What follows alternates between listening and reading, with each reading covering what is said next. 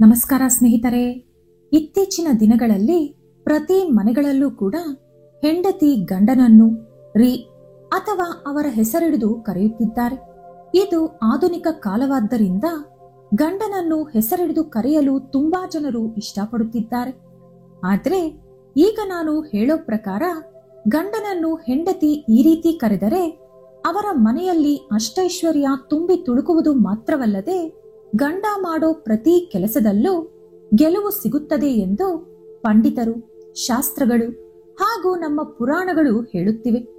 ಹಾಗಾದರೆ ಗಂಡನನ್ನು ಹೆಂಡತಿ ಯಾವ ರೀತಿ ಕರೆಯಬೇಕು, ಯಾವ ರೀತಿ ಕರೆದರೆ ಮನೆಯಲ್ಲಿ ಶುಭ ಉಂಟಾಗುತ್ತದೆ, ಹಾಗೆ ದಂಪತಿಗಳು ಯಾವ ರೀತಿ ನಡೆದುಕೊಳ್ಳಬೇಕು ಎಂದು ಈ ವಿಡಿಯೋದಲ್ಲಿ ನಾವು ತಿಳಿದುಕೊಳ್ಳೋಣ. ಆದರೆ ಅದಕ್ಕೂ ಮುಂಚೆ ನೀವಿನ್ನೂ ನಮ್ಮ ಚಾನೆಲ್ ಅನ್ನು ಸಬ್ಸ್ಕ್ರೈಬ್ ಮಾಡ್ಕೊಂಡಿಲ್ಲ ಅಂದ್ರೆ ಖಂಡಿತ ಈಗಲೇ ಸಬ್ಸ್ಕ್ರೈಬ್ ಮಾಡ್ಕೊಳ್ಳಿ.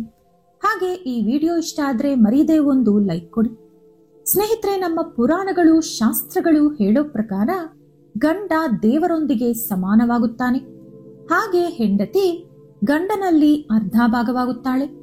ಇದನ್ನು ಲೋಕಕ್ಕೆ ಸಾರುವುದಕ್ಕಾಗಿಯೇ ಪಾರ್ವತಿಗೆ ಪರಮೇಶ್ವರ ಅವರ ದೇಹದಲ್ಲಿ ಅರ್ಧ ಭಾಗವನ್ನು ಕೊಟ್ಟಿದ್ದಾರೆ. ಅವರನ್ನೇ ನಾವು ಅರ್ಧನಾರೀಶ್ವರರು ಎಂದು ಕರೆಯುತ್ತೇವೆ. ಪ್ರತಿ ಮನೆಯಲ್ಲೂ ಗಂಡ ಹೆಂಡತಿ ಆ ಶಿವ ಪಾರ್ವತಿಯರಂತೆ ಇರಬೇಕು ಎಂಬುದೇ ಇದರ ಪರಮಾರ್ಥ. ಗಂಡನನ್ನು ಹೆಂಡತಿ ಈ 3 ಹೆಸರುಗಳಿಂದ ಕರೆದರೆ ಆ ಮನೆಯಲ್ಲಿ ಎಲ್ಲವೂ ಶುಭ ನಡೆಯುತ್ತದೆ ಎಂದು ಸ್ವತಃ ಪಾರ್ವತೀ ದೇವಿಯೇ ಹೇಳಿದ್ದಾರೆ. ಆ ಹೆಸರುಗಳು ಯಾವುದು ಎಂದು ಈಗ ನಾವು ತಿಳಿಯೋಣ. ವೇದ ಮಂತ್ರಗಳ ನಡುವೆ ಅಗ್ನಿಸಾಕ್ಷಿಯಾಗಿ ತಾಳಿ ಕಟ್ಟಿ ಒಂದಾಗುವ ದಂಪತಿಗಳು ಯಾವ ರೀತಿ ಇರಬೇಕು ಎಂದು ಅಥರ್ವಣ ವೇದದಲ್ಲಿ ವಿವರಿಸಿದ್ದಾರೆ. ಜೀವನದಲ್ಲಿ ಗಂಡ ಹೆಂಡತಿ ಇಬ್ಬರೂ ಕೂಡ ಶಾಂತಿಯಿಂದ ನಗುಮುಖದಲ್ಲಿ ಇರಬೇಕು. ಹೆಂಡತಿಗೆ ಬೇಕಾದ ಸೌಕರ್ಯವನ್ನು ಗಂಡ ಮಾಡಿಕೊಡಬೇಕು. ಇಬ್ಬರು ಒಂದಾಗಿ ಶ್ರಮಪಟ್ಟು ಧರ್ಮ ಮಾರ್ಗದಲ್ಲಿ ನಡೆದು ಸಿರಿ ಸಂಪತ್ತು ಗಳಿಸಿಕೊಳ್ಳಬೇಕು. ಗಂಡ ಹೆಂಡತಿ ಇಬ್ಬರೂ ಕೂಡ 2 ದೇಹ, ಒಂದೇ ಆತ್ಮ ಇರುವಂತೆ ಬದುಕಬೇಕು. ಇಬ್ಬರ ಗುರಿ, ಇಬ್ಬರ ಮನಸ್ಸು ಒಂದೇ ಎಂದು ಪರಸ್ಪರ ಇಬ್ಬರೂ ಕೂಡ ನೆನಪಿಟ್ಟುಕೊಳ್ಳಬೇಕು. ಮನೆಯಲ್ಲಿ ಯಾವುದೇ ವ್ರತ, ಪೂಜೆ ಹಾಗೂ ಶುಭ ಕಾರ್ಯ ಮಾಡಿದಾಗಲೂ ಗಂಡ ಹೆಂಡತಿ ಇಬ್ಬರೂ ಕೂಡ ಜೊತೆಯಾಗಿ ಕುಳಿತುಕೊಂಡು ಶ್ರದ್ಧಾ ಭಕ್ತಿಯಿಂದ ಕಾರ್ಯಕ್ರಮ ಮಾಡಿ ಮುಗಿಸಬೇಕು. ಯಾವಾಗಲೂ ಇಬ್ಬರು ಅವರ ಜೀವನದ ಬಗ್ಗೆ ಒಳ್ಳೆಯ ಮಾತುಗಳನ್ನು, ಒಳ್ಳೆಯ ವಿಚಾರಗಳನ್ನೇ ಮಾತನಾಡಬೇಕು.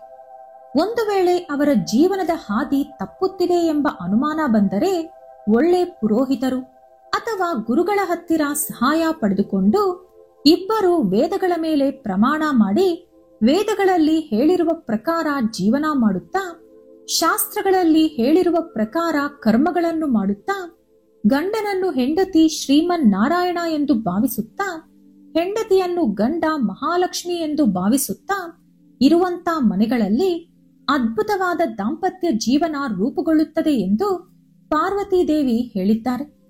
ಅಂತ ಮನೆಗಳಲ್ಲಿ ಪ್ರತಿದಿನ ಹಬ್ಬದ ವಾತಾವರಣ ಇರುತ್ತೆ. ನೋಡುವ ಎಲ್ಲರಿಗೂ ಕೂಡ ಅವರು ಅರ್ಧನಾರೀಶ್ವರರಂತೆ ಕಾಣಿಸುತ್ತಾರೆ. ಗಂಡ ಹಾಗೂ ಹೆಂಡತಿ ಇಬ್ಬರೂ ಕೂಡ ಕನಸು ನನಸು ಎರಡರಲ್ಲೂ ಎಂದೂ ಕೂಡ ಬೇರೆಯಾಗಬೇಕು ಎಂಬ ಆಲೋಚನೆ ಮಾಡಬಾರದು.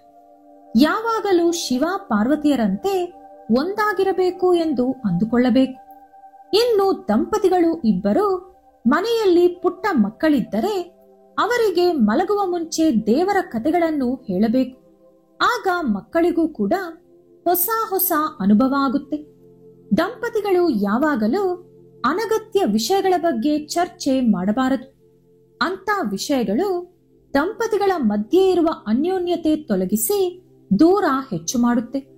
ಅವು ಇಲ್ಲದ ಸಲ್ಲದ ಸಮಸ್ಯೆಗಳನ್ನು ಸೃಷ್ಟಿ ಮಾಡುತ್ತೆ. ಒಂದು ವೇಳೆ ಜೀವನದಲ್ಲಿ ಕಷ್ಟಕರವಾದ ಸಮಸ್ಯೆ ಬಂದರೆ ಒಬ್ಬರಿಗೊಬ್ಬರು ಅವರ ಆಲೋಚನೆಗಳು ಹಾಗೂ ನಿರ್ಣಯಗಳನ್ನು ಸ್ವತಂತ್ರವಾಗಿ ತೆಗೆದುಕೊಂಡು ಒಬ್ಬರೊಂದಿಗೆ ಒಬ್ಬರು ಹಂಚಿಕೊಳ್ಳಬೇಕು.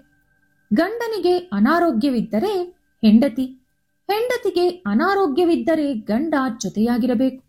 ಒಬ್ಬರಿಗೆ ಕಷ್ಟ ಅಥವಾ ಸಮಸ್ಯೆ ಬಂದಾಗ ಇನ್ನೊಬ್ಬರು ಅದರಿಂದ ತಪ್ಪಿಸಿಕೊಳ್ಳುವ ಅಥವಾ ಅವರಿಂದ ದೂರ ಓಡಿ ಹೋಗುವ ಆಲೋಚನೆ ಮನಸ್ಸಿನಲ್ಲೂ ತಂದುಕೊಳ್ಳಬಾರದು. ಹೆಂಡತಿ ಅಂದರೆ ಯಾವಾಗಲೂ ನನಗೆ ಸೇವೆ ಮಾಡಿ, ಅಡುಗೆ ಮಾಡಿ, ಸಂತಾನ ಕೊಡುವ ಒಂದು ಯಂತ್ರದಂತೆ ಇರಬಾರದು ಎಂದು ಗಂಡ ಅಂದುಕೊಳ್ಳಬೇಕು. ನಾನು ಕೂಡ ಅವಳು ಮಾಡುವ ಎಲ್ಲಾ ಕೆಲಸವನ್ನು ಮಾಡಬಲ್ಲೆ. ನಾನು ಹೊರಗಡೆ ದುಡಿದರೂ ಕೂಡ ಮನೆಯಲ್ಲಿ ನನ್ನ ಹೆಂಡತಿಗೆ, ಮಕ್ಕಳಿಗೆ ಅಡುಗೆ ಮಾಡಿ ಬಡಿಸಬಲ್ಲೆ ಎಂದು ಗಂಡ ಅಂದುಕೊಳ್ಳಬೇಕು. ಗಂಡ ಹಾಗೂ ಹೆಂಡತಿ ಒಬ್ಬರ ಕೆಲಸವನ್ನು ಮತ್ತೊಬ್ಬರು ಹಂಚಿಕೊಂಡು ಮಾಡಿದಾಗ ಅವರ ಸಂಬಂಧ ಇನ್ನೂ ಹೆಚ್ಚು ಬಲಪಡುತ್ತದೆ. ಇಬ್ಬರು ಸುಖ ಹಾಗೂ ದುಃಖ ಎರಡರಲ್ಲೂ ನಗುತ್ತಿರಬೇಕು. ವೇದ ಹಾಗೂ ಪುರಾಣಗಳ ಪ್ರಕಾರ ಗಂಡ ಹೆಂಡತಿ ಇಬ್ಬರು ಸಮಾನ. ಇಬ್ಬರಿಗೂ ನಂಬಿಕೆ ಹಾಗೂ ಕ್ಷಮಾಗುಣ ಇರಬೇಕು. ಇಬ್ಬರು ಪರಸ್ಪರ ಒಬ್ಬರ ಇಷ್ಟ ಹಾಗೂ ಒಬ್ಬರ ಕಷ್ಟವನ್ನು ಹಂಚಿಕೊಳ್ಳಬೇಕು. ಇಬ್ಬರು ಒಳ್ಳೆಯ ಸ್ನೇಹಿತರಂತೆ ಇರಬೇಕು. ಇಬ್ಬರು ಒಬ್ಬರಿಗೊಬ್ಬರು ಪ್ರೋತ್ಸಾಹ ಕೊಡುತ್ತಿರಬೇಕು. ಇಬ್ಬರಿಗೂ ಒಳ್ಳೆಯ ಅಭ್ಯಾಸಗಳು ಇರಬೇಕು. ಇಬ್ಬರಿಗೂ ದಯೆ ಹಾಗೂ ಸಹಾಯ ಮಾಡುವ ಗುಣ ಇರಬೇಕು. ಹೆಂಡತಿ ಯಾವಾಗಲೂ ಮನೆಯಲ್ಲಿ ನಗುತ್ತಿರಬೇಕು.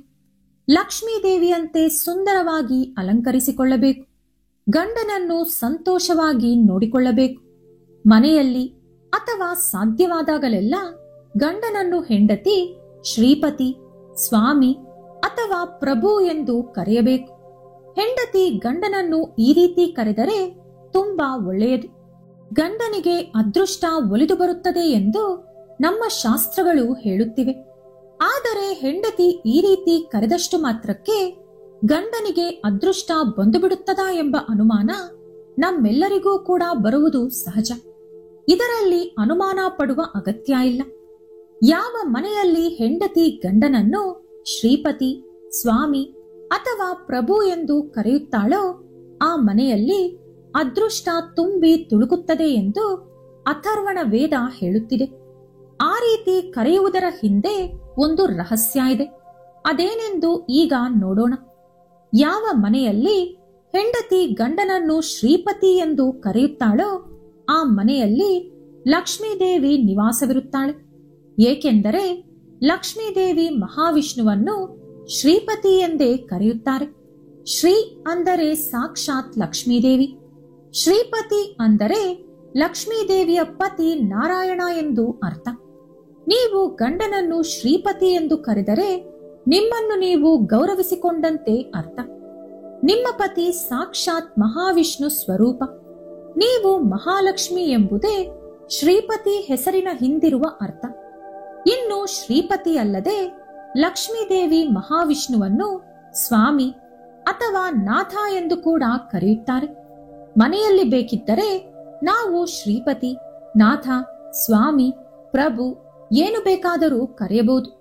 ಆದರೆ ಹೊರಗಡೆ ಆ ರೀತಿ ಕರೆಯಲು ಸಾಧ್ಯವಾಗದು.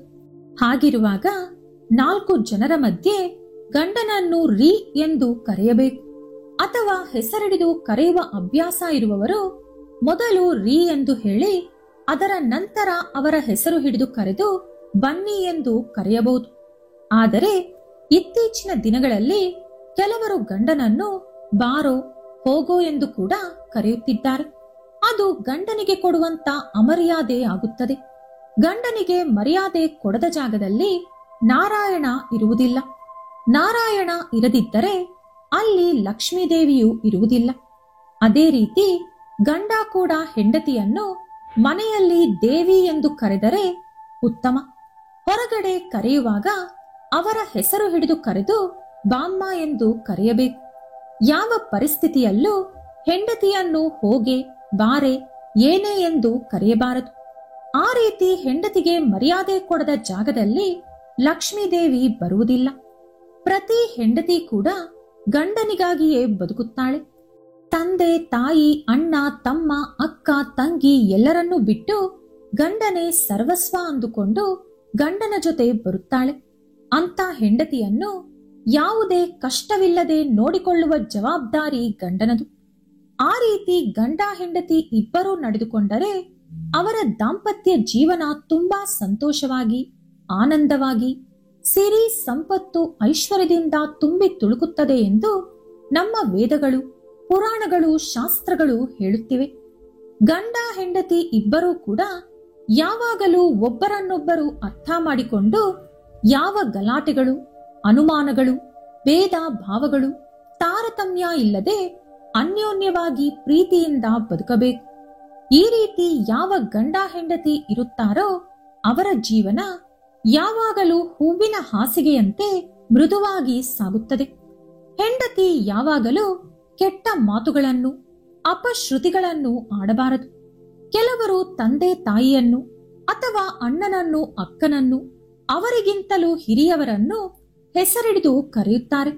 ಅದು ತುಂಬಾ ದೊಡ್ಡ ಅಪರಾಧ. ಹೊರಗಡೆಯಿಂದ ಮನೆಗೆ ಬಂದ ಗಂಡನನ್ನು ಪ್ರೀತಿಯಿಂದ ಮಾತನಾಡಿಸಿದರೆ ಅವರು ಪಟ್ಟ ಕಷ್ಟವನ್ನೆಲ್ಲ ಮರೆತು ಹೋಗುತ್ತಾರೆ. ಅದೇ ರೀತಿ ಗಂಡ ಕೂಡ ಮನೆಗೆ ಬಂದ ತಕ್ಷಣ ಹೆಂಡತಿಯನ್ನು ಪ್ರೀತಿಯಿಂದ ಮಾತನಾಡಿಸಬೇಕು. ಅಷ್ಟೇ ಹೊರತು ಮನೆಗೆ ಬರುವುದೇ ಕಾಯುತ್ತಾ ಕುಳಿತುಕೊಂಡು ಹೆಂಡತಿ ಗಂಡನನ್ನು ಗಲಾಟೆಗೆ ಎಳೆಯುವುದು ಅಥವಾ ಗಂಡ ಹೆಂಡತಿಯನ್ನು ಚುಚ್ಚು ಮಾತುಗಳಿಂದ ನೋಯಿಸುವುದು ಮಾಡಿದರೆ ಆ ಮನೆ ನರಕವಾಗುತ್ತದೆ. ಜೀವನದ ಮೇಲೆ ವಿರಕ್ತಿ ಹುಟ್ಟುತ್ತದೆ. ಈ ವಿಡಿಯೋ ನಿಮಗೆ ಇಷ್ಟ ಆದ್ರೆ ಲೈಕ್ ಮಾಡಿ, ಶೇರ್ ಮಾಡಿ.